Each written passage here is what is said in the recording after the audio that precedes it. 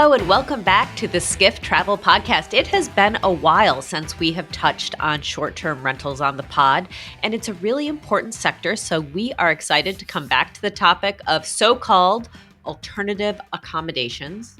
But I don't know, are they really all that alternative these days?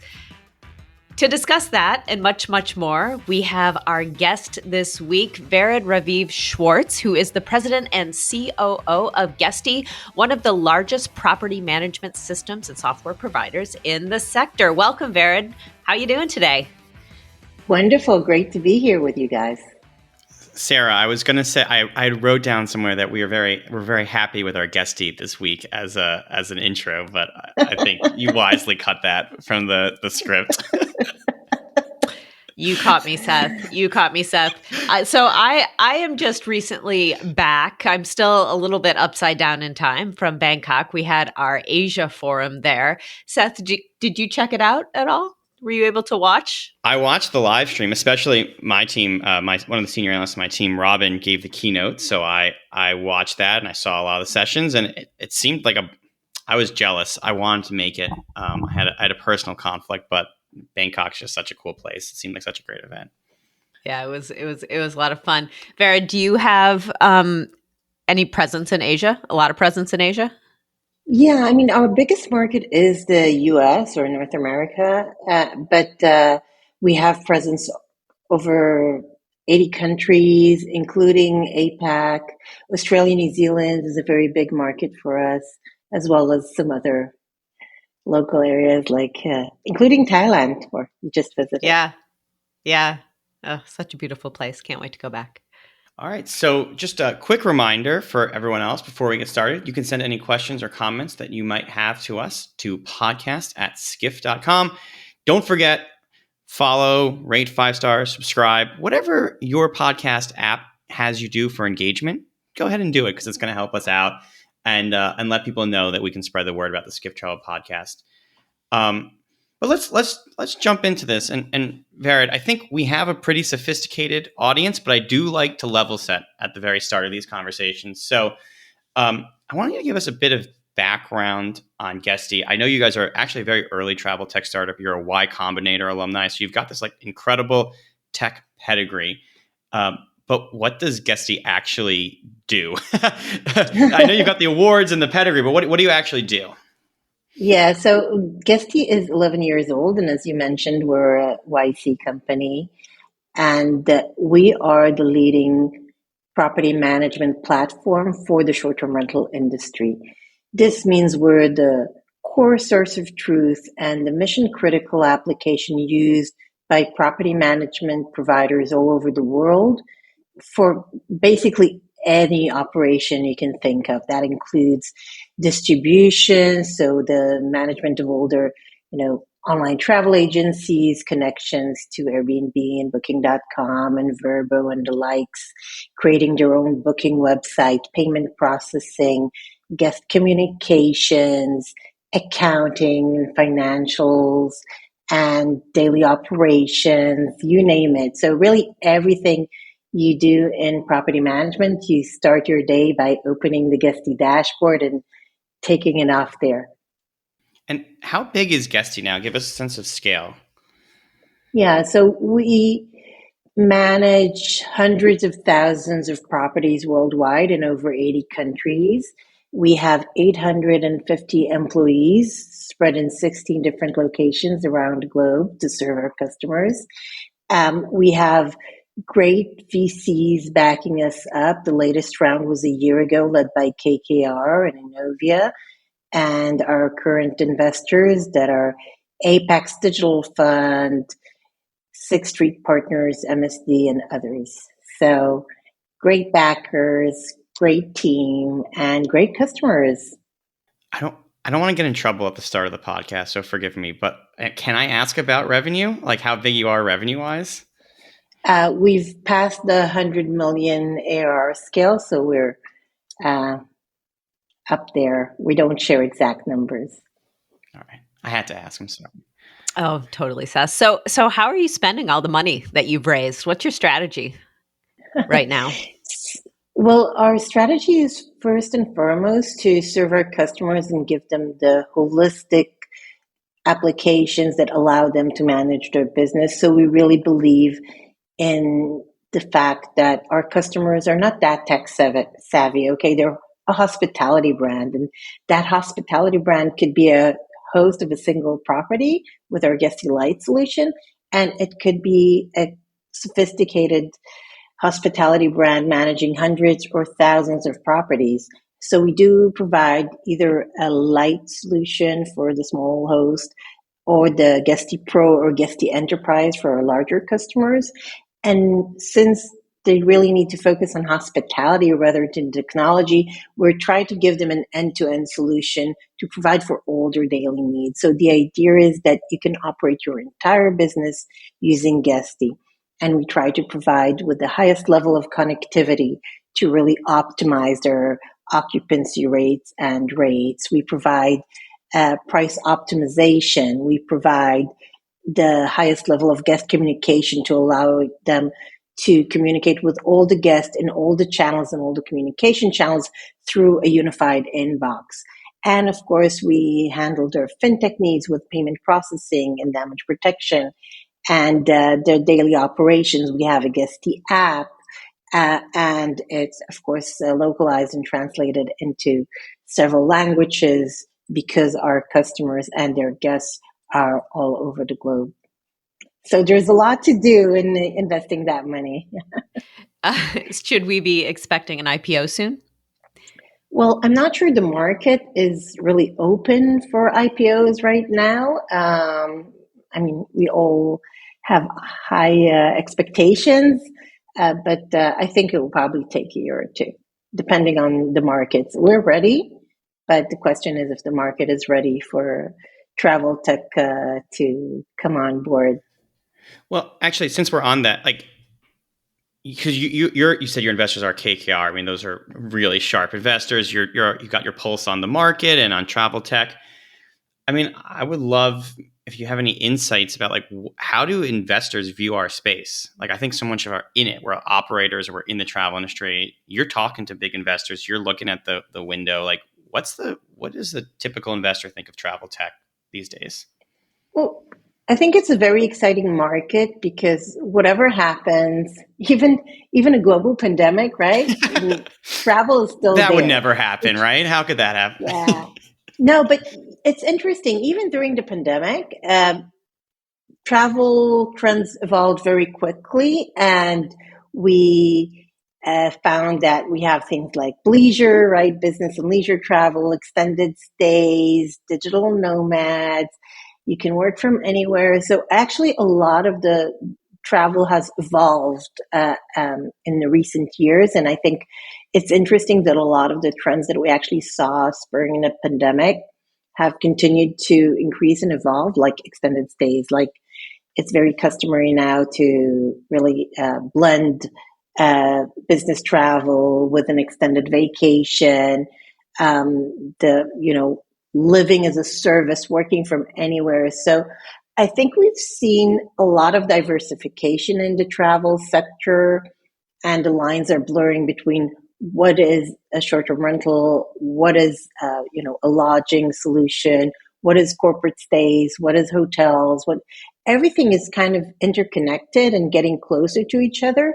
And definitely the industry is growing, even in times of unrest or recession or high interest rates. We see the travel doesn't stop. If you look at data for this year as an example, and we all are still expecting things to get better and interest rates to go down, still travel is not below last year, it's above last year. It's not like twice as much as last year, but it's going up. We see the positive trend because people need to travel, people want to explore, people need a break, people have vacations, people have kids driving them crazy and they need to take them somewhere, right? So travel is here to stay, and I think investors are aware of that, and investors believe in this space and believe in the evolution of the space and the fact that you can even increase monetization by adding more services and experiences around travel. And you see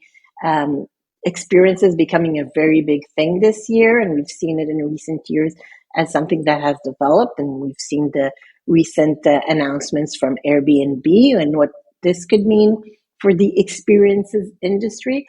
So if I go back to your questions, I think investors are very bullish about the travel sectors. We see a lot of innovation in the travel sectors. A lot of it is still very legacy, so there's a lot of room for disruption. Short-term rentals is, since it's a younger industry, it's relatively more tech forward and innovative. But if you look at the hotel industry and airline industry, a lot of the solutions there are, very old school, and there is a lot to do there. So I think a lot of investors are really looking at this industry as something that is ready for disruption. Disruption has actually begun from our industry, from the short-term industry, and we see it as expanding to adjacent markets and with a lot of potential to continue the growth momentum.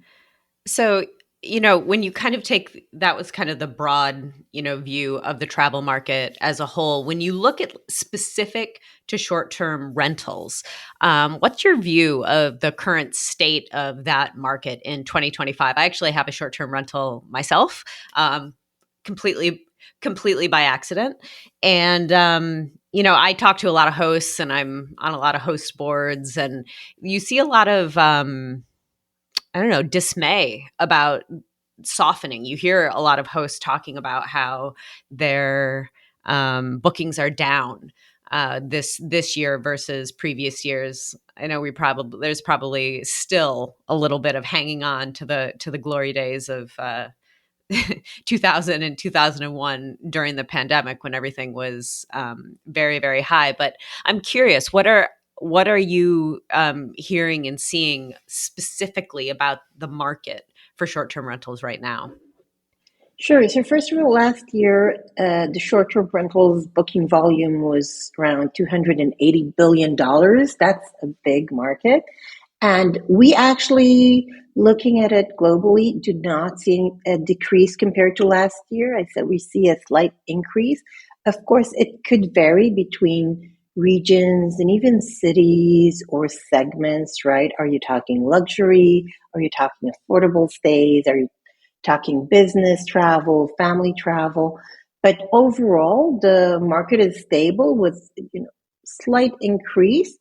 And I do think it's important for short-term rental operators to understand what travelers are looking for. And surprisingly, I think that some of the trends we've seen in the pandemic will be very strong this year for different reasons. What are we seeing today? People are not sure what's going to happen with the economy, right? Interest rates are still high. So people are thinking, should I spend on a luxurious vacation in Paris, or should I find a drive-to destination close to home? It's very affordable. I don't have to book months in advance. I can book last minute. I think we are seeing a trend of short booking windows. People don't know what to expect. So instead of booking a year in advance their summer vacations, they're waiting closer to the date where it actually happens. Will I have the money? Will I not have the money? Will I have time to travel? So drive-to destinations and affordable stays are looking to be another industry darling this year. And we are seeing a good momentum there. I think it's, especially in the US, I think it's marketing back to the American traveler and not waiting for the international travel as much. And that is why we also see the bundling of experiences and unique stays and finding ways for you to have a wonderful vacation 2 hours drive from home instead of going to Europe or Australia or Bangkok, right? What's your take on Airbnb's experience and services launch? What do you think of that? Wow, that is a big move. I think it can really shake up the industry. They've been talking about it for a while. I think it would be very interesting to see the execution of it because it's very complex.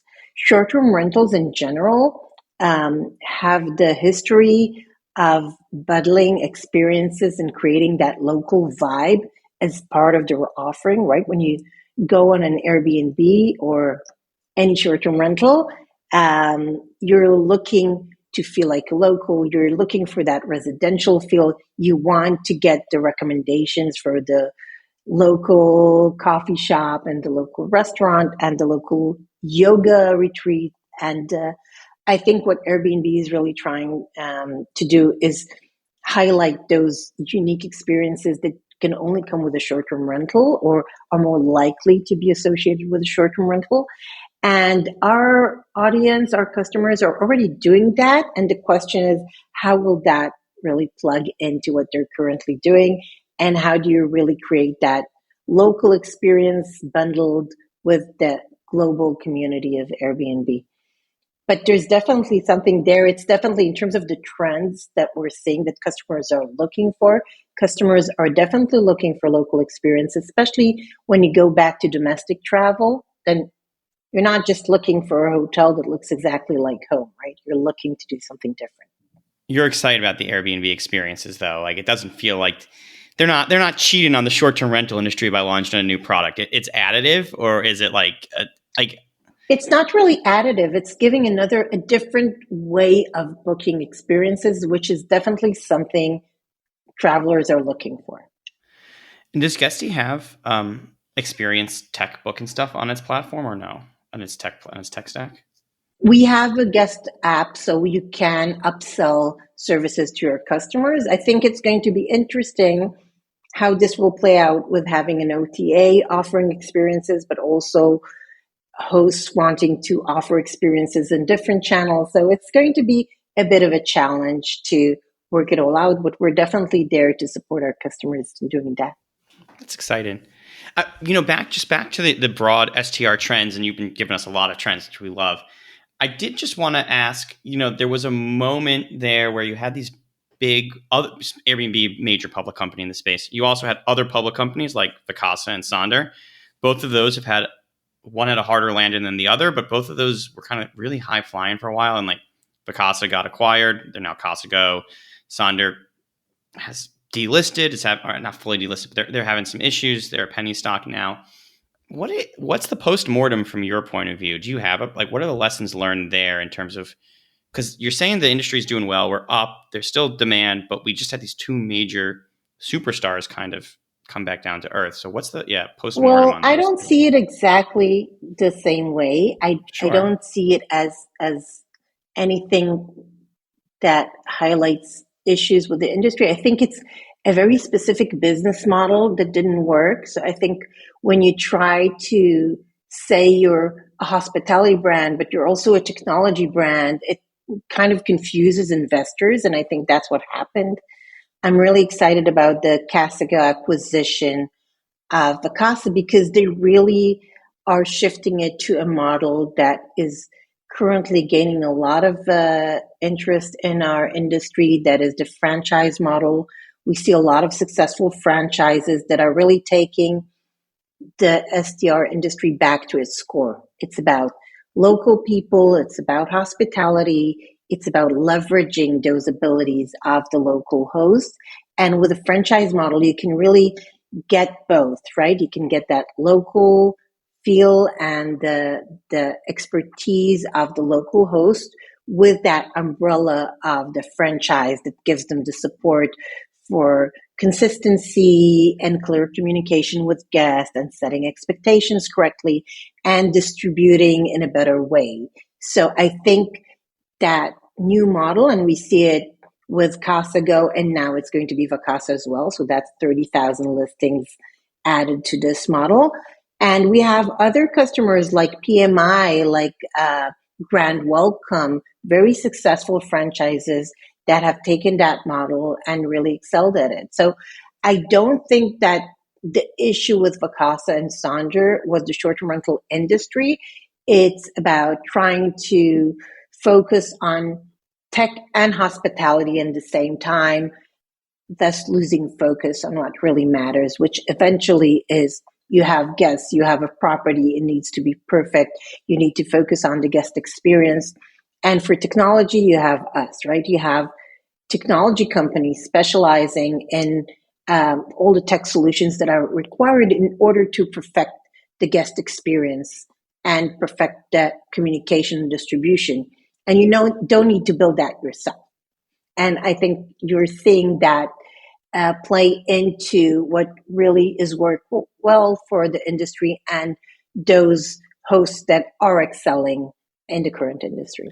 I can't help but notice, I mean, somewhat, there is another industry that has a franchise model and dedicated tech, and maybe it also starts with an H, maybe a hotel industry. It sounds actually like there is even more hotel? mergers. What is that? Never heard What's a of hotel? it. We never. Yeah, for our guests, for our listeners who don't know, a hotel is a box with a bunch of rooms in it. Yeah.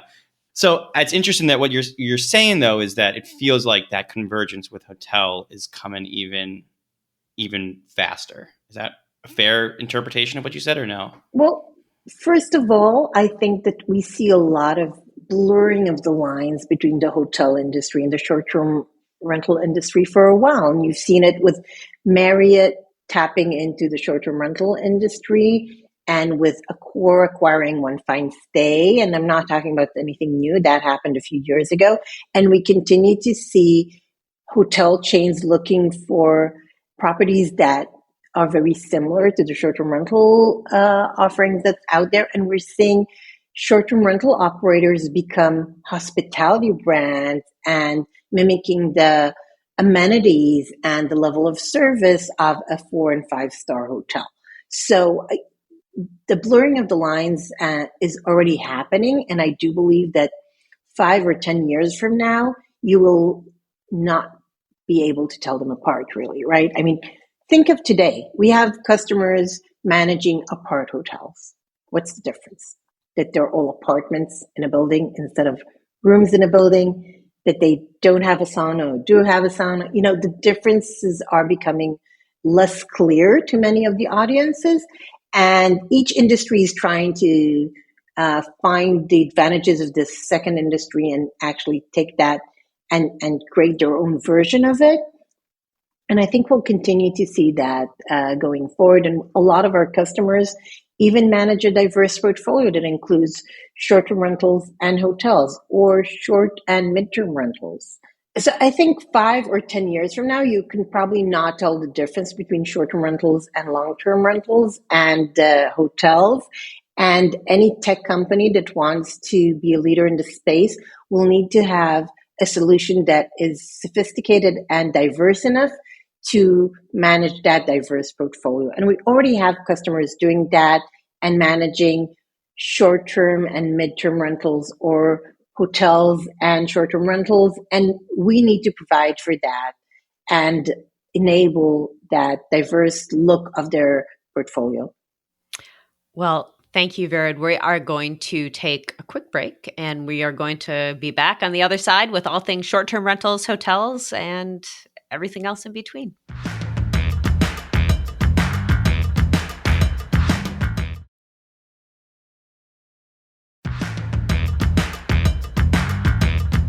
Welcome back to the Skiff Travel Podcast. We are here with Vered of Guesty.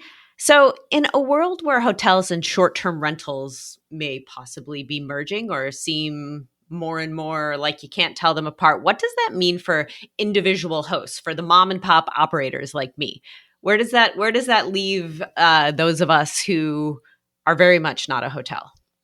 I think that the beauty of today's travel trends is that there's room for everyone. Customers are looking for different things in different times and for different reasons. I can be looking for a hotel for my business travel and for a unique short-term rental for my family stay. And I'm just one person, right? So I think there will be room for all. I do think that for the smaller host, there's a lot of room to understand how they can stand out, not just as individuals, but as a community. How can you work together with your local community to create more traction, to talk to your local chamber of commerce and see how you can get more tourism to your region? And I do believe that there's still a lot of people out there that want to get that personal touch and want unique stay, but they also want to get that consistency and reliability that technology can provide you, and that's what we do at Guesty. So you can still communicate extremely quickly. You can use automations and AI powered tools to really enhance the customer experience. And people would feel you're much, bigger than you are, even if you have just one short-term stay. I'm curious, you brought up the local chamber of commerce. What are you seeing with regulation right now? And do you think that the Trump administration, I think we saw a push to regulate over the last, I don't know, 5 years. You look at what happened in New York City, for example, and that's kind of spread out worldwide.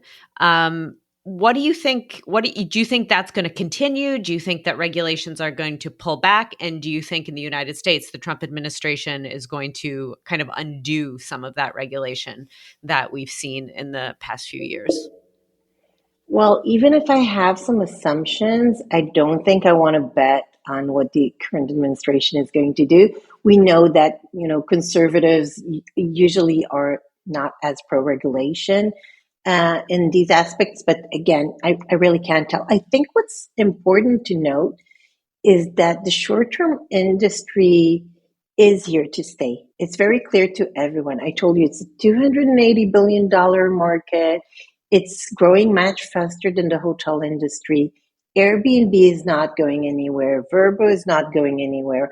And even Booking.com, I think currently almost 40% of their bookings is short-term rentals. So short-term rentals is a customer need that we need to provide for. And I think a lot of the regulation has to do with, are we educating the local legislators? Are we, as a community, knowing to stand for what we need? Because short-term rentals have created huge businesses and also supported adjacent businesses like restaurants and experiences, and a lot of businesses that are really living off the short-term rental industry that has developed beautifully in so many regions. So I really don't see it going anywhere. And I think a lot of it is about reaching out to your legislator and creating a community of hosts in your region and assuring that they understand what you mean for your community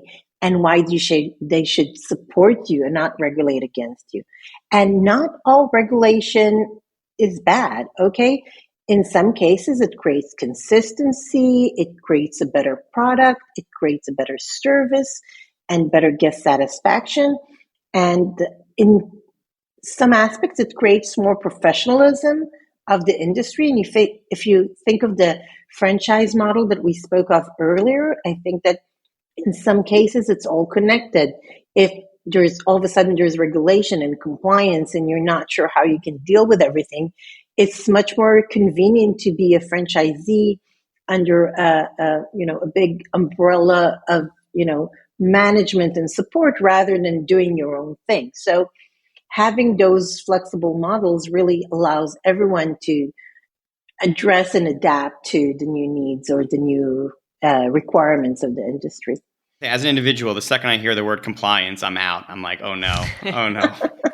Well, I actually agree. I think that because the trust issue is, I think, one of the biggest hurdles for a lot of consumers, like with short-term rentals that are, just mom and pop out there in the wild. You always kind of wonder, like, it's funny because I have one, but I'm not a big consumer of short-term rentals. Like, I don't book them myself. I don't like them because A, I've seen the horror stories and not the other side. And B, I don't know what I'm going to get when I unlock that door. I just don't know.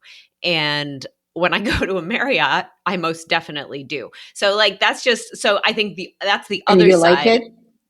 Yeah, personally, I do. You're not going to get us to hate on Marriott on this podcast, Farron. We're hotel. I will never say anything negative about it. I'm just saying you know what you're going to get, but yeah, you're going to get an exact same thing. Is that a good thing?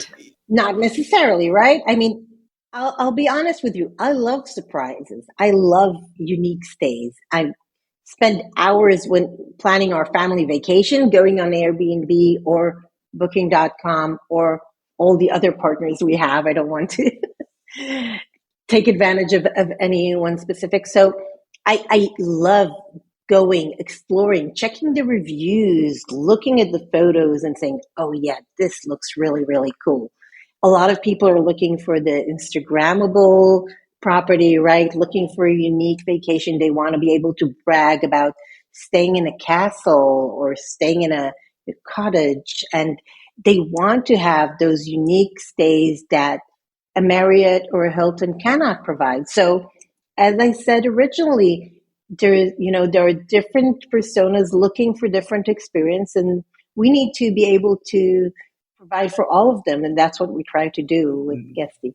This is obviously why you're president of Guesty, and I'm not, but I am nowhere near as organized as you. By the time I'm looking for my stays, all those beautiful castles have been sold out for 8 months, and I'm stuck. I'm like, what's left? And you know, I mean, I'm only half joking, and then you're like, okay, what's left? And you're like, all right, well, the surprises feel like they're going to be skewed to the downside instead of skewed to the upside with my booking window in mind sometimes, and then the hotel. But anyways, well, there is a shorter booking window for everyone now, so maybe it's to your advantage, Seth, because maybe I'm a trendsetter. Now you can get, is what you're saying. Yeah. What you're saying is I'm a trendsetter. Maybe now you can get the cool places even when you book a week in advance.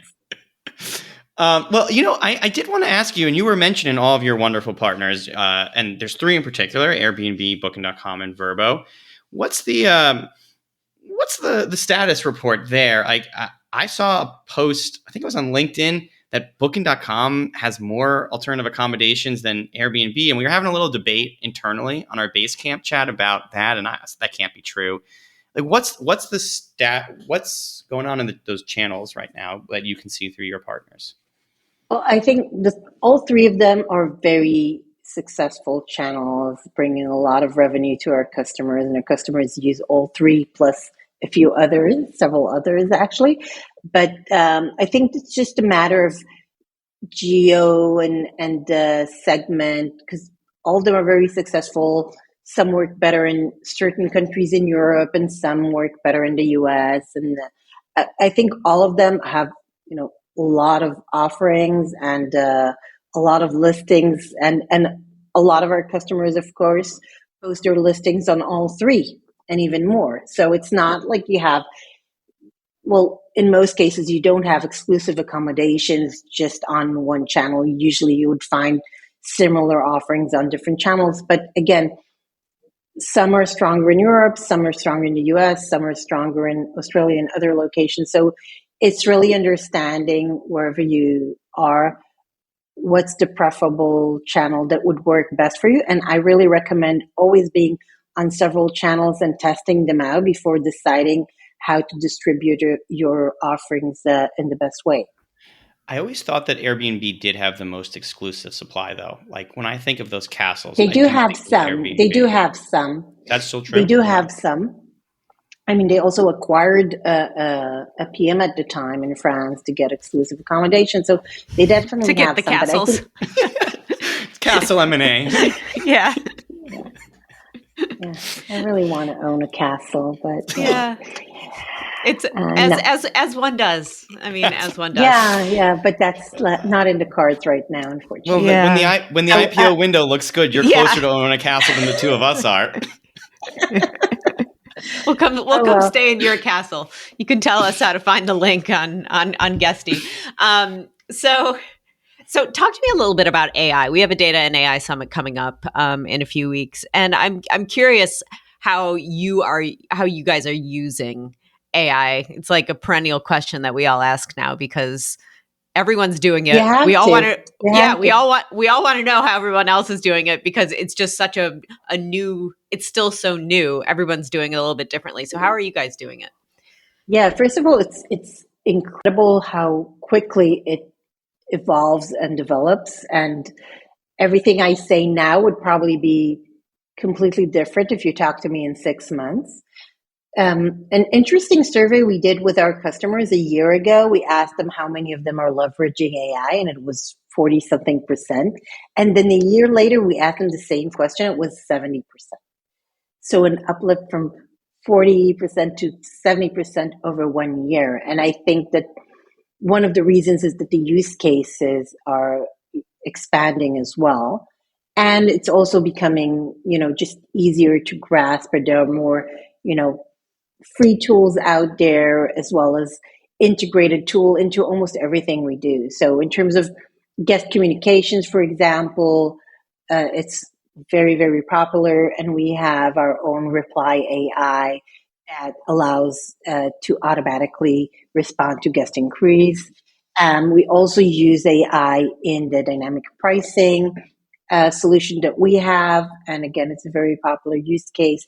And reviews, again, very cumbersome on hosts. And we have an AI tool that allows you to address and bucket and actually take the action items from the review to use in your operational tools. So all that are, very popular use case in the hospitality industry specifically.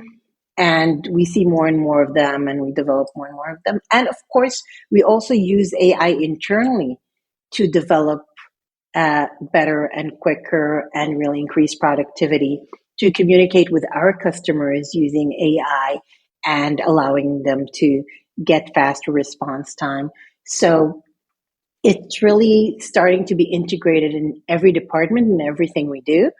And in terms of hospitality, I think that there was some fear originally from using AI as a host, because you're saying it's all about, the interaction with my guests. And I think that the beauty of AI today is that it really allows you to take your personal preferences and tone of voice and integrate them into the AI solution, and really allow you to get best of both worlds. So really get the personalization and your unique flavor with faster responses and actually more intelligent responses. And I gave that example a while ago to property managers that actually, when you have a live agent that's addressing guest questions, they have limited information, and it takes them time to search for the right answer for the guest sometimes.